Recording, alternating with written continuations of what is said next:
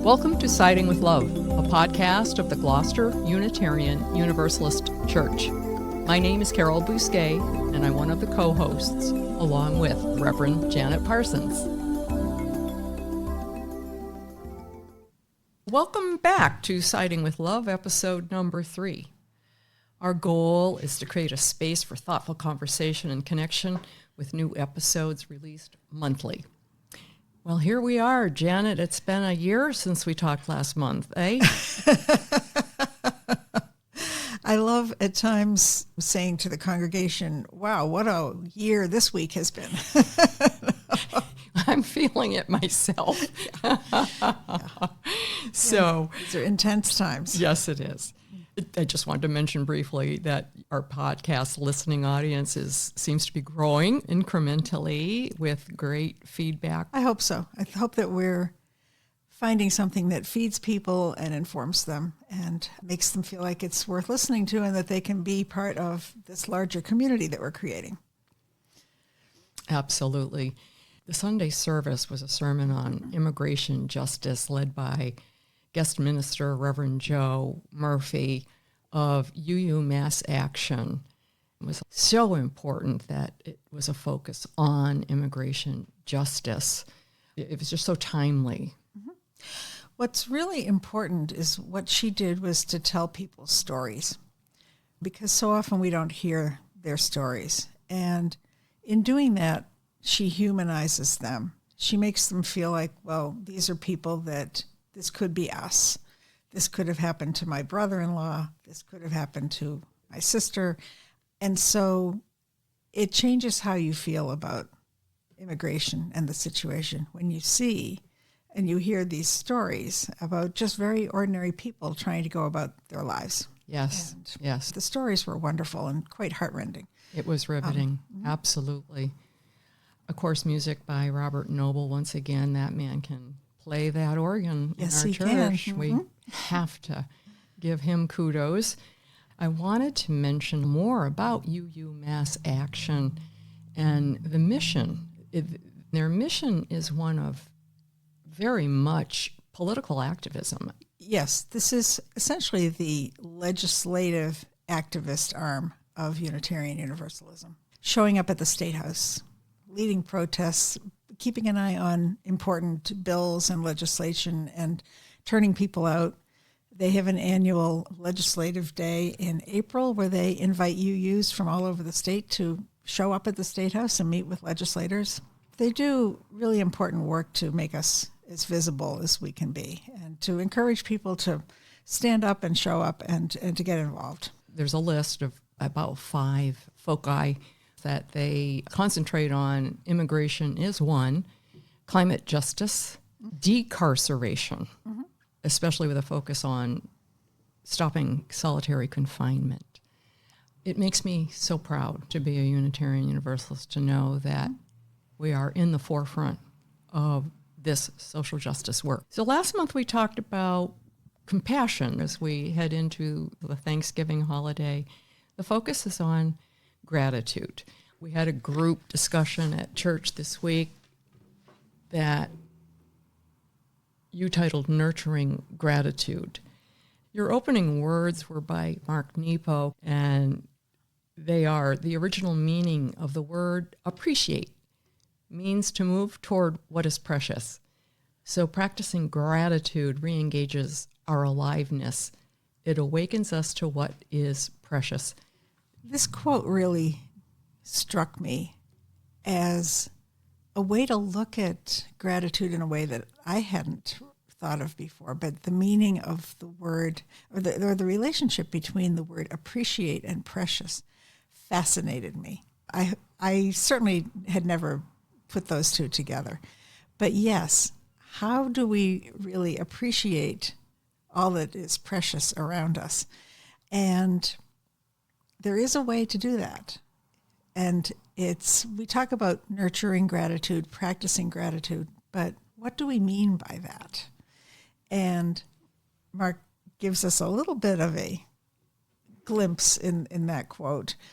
But essentially, the important thing to do in building a practice of gratitude is to start noticing, to be present, to be awake to everything around you, and to be able to then appreciate that which is precious. If you don't see it, if you're walking by staring at your feet, staring at the ground, you're not going to notice all the things around you that will make you say, oh, thank you. One way to describe this is to say that you can be passively grateful, which is to just be sure that you thank somebody for serving you dinner or, giving you a gift. But there's a way of being actively grateful as well, and that is when we talk about nurturing gratitude. Compare it to growing a garden. You could take a packet of seeds, and you could just toss the seeds out on the ground and hope that it rained. And if you got some plants, you'd be happy. But how do you really ensure that something will thrive and bloom? You care for it. You weed and you water and you fertilize and you nurture your garden.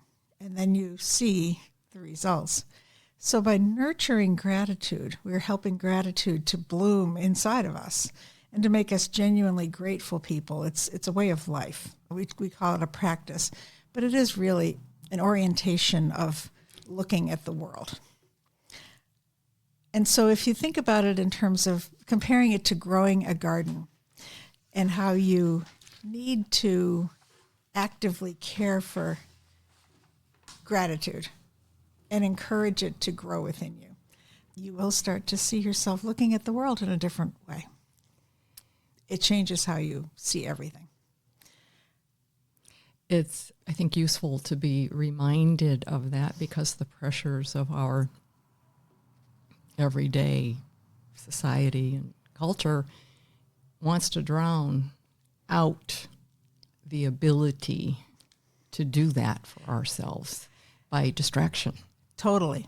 Yes, it's really hard to stay focused these days on anything at all. We really are not meant as human beings to cope with the onslaught of information that is coming at us all the time. Something I saw once said, be patient with me. I am trying to cope with a 24-hour news cycle with a brain that was meant to pick berries. I love that. So we do need to give ourselves some grace and forgive ourselves a little bit, but at the same time, we have to be really conscious of this phenomenon and work to try to push back at it. There's another aspect of gratitude I did want to talk about a little bit today, and that is this ties into the culture undermining our ability to feel grateful, and part of that stems from the incessant advertising and the consumer culture that we live in, and that we're constantly being told that life would be better if we just bought such and such. And if we only had that, if we only had a new car, everything would be fine. And of course, a new car doesn't make everything fine. But that's what we're told. And we respond to that because, again, like the constant noise of news, the constant noise of advertising is always right there with us as well. And I was thinking a little bit this morning about the irony of having this wonderful holiday, Thanksgiving, that we celebrate together that's focused on gratitude. And literally the next day is Black Friday. And we're like, okay, put the turkey away and get out there and get stuff. The message, is more, more, more. You need more, more, more. And so the subtle message behind that is you're not enough by yourself. You don't have enough. You are not enough. You need more and better stuff in order to be more whole, healthier, happier. And I just urge people to think about that a little bit and to ask themselves, what is enough? What does enough look like? Do I have enough?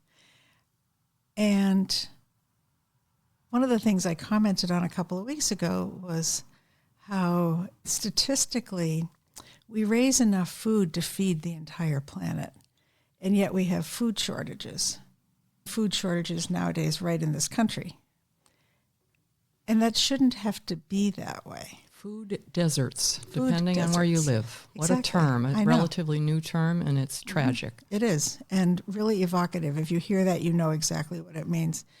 And so how do we go from feeling that there's not enough to feeling that, yes, there is. We are provided for. The world is an abundant place.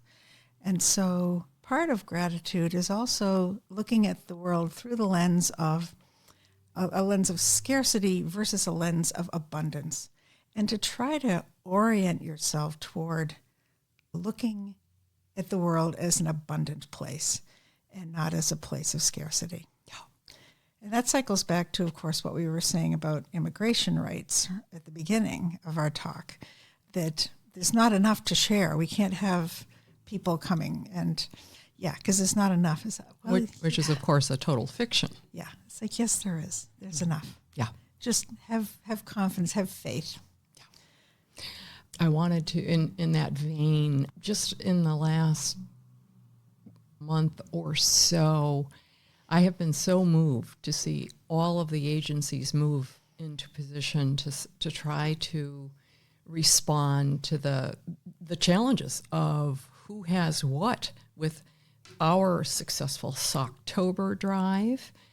All of our churches, the effort is just amplifying. I hope it never changes either going forward, but the food drives, the clothing drives, the safety netting that is being knit at this moment in time. It shows us that we still know how to do this. We still can be our better selves. This outpouring with food drives reminds me of after 9/11, for example, and how we pulled together and took care of each other. After Hurricane Katrina, same thing. People reached out and were trying desperately to help people who lost everything. And I'm so pleased to see this happening again, because we need to grow those muscles again and stretch those muscles, and we know how to do this. Right. And we're doing it. I am going to go ahead and move on, and our regular segment, Ask, what are you reading? I've just finished a book called The Service Berry. This is a little, very readable book by Robin Wall Kimmerer, who is an Indigenous author who wrote the book Braiding Sweetgrass a few years ago, which has been very popular in a lot of circles. And The Service Berry is kind of an essay and her reflections on how we counter what I was talking about with the consumerism mentality. What is another way of looking at the world? And she likes to talk about what she calls the gift economy, where if you have something extra, you give it away, and then what you need comes to you. And she talks a lot about reciprocity and the need to be sharing. And the important thing to remember about this approach to the world through the lens of gifts and abundance and reciprocity is that it builds community much more than just going to the store and getting what you want. You have to engage with people to be part of this other kind of economy. So it's critically important, I think, for us now to be reading about these kinds of things. Sure. Just, again, look at the world in a different way. I wanted to mention, too, after our service Sunday, that we had a monthly lunch that is provided where everyone is welcome, and the community that you see at work when we do participate in that lunch, people getting to know each other, supporting each other, strengthening their relationships. It's all also in the vein of everything that's going on. I just think it's just such a wise event to hold. Not only wise, but delicious, I must add. I'm reading, or just finished reading, and boy, did I relish this book, The Book Club for Troublesome Women. It's brand new. It's not to be confused with the book Lovers of Troublesome Creek, which was a fabulous book as well. It tells the story about the itinerant librarians in Appalachia who pack their horses and wagons with books and bring them to families. That's fantastic. Throughout, the isolated Appalachia. Fantastic. There were two of those books, and it's a true story, actually. This one, The Book Group for Troublesome Women, was written about a group of women who form a book group in the early 60s in their gated Tony neighborhood outside of D.C. And the first book they read is Betty Friedan's The Feminine Mystique. Right away, you get 4 disparate perceptions and reactions to the Betty Friedan book. Yes. And they very shortly end up calling themselves the Bettys. They all evolve in a feminist way, each one of them experiencing life changes, and they continue every month to read feminist titles. They're constantly educating each other and supporting each other through this whole new idea that Betty Friedan planted. I'd enjoy that. It is a fabulous book. So onward to our cultural calendar, we have the Holiday Fair Middle Street Walk coming up December 13. That is really an important piece of Gloucester cultural connection. It's wonderful. It's just up and down Middle Street, all sorts of fairs and activities, and from City Hall all the way down to our church. We kind of anchor the other end of it, and it's definitely fun to be part of it.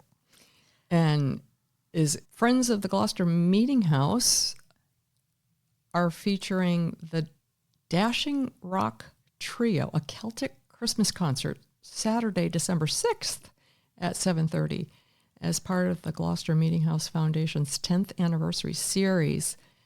The Gloucester Meeting House, otherwise known as the Gloucester Unitarian Universalist Church. Sounds great. Celtic music with a Christmas flair. Right. Yeah, we haven't had them before, but that should be pretty popular, I would think.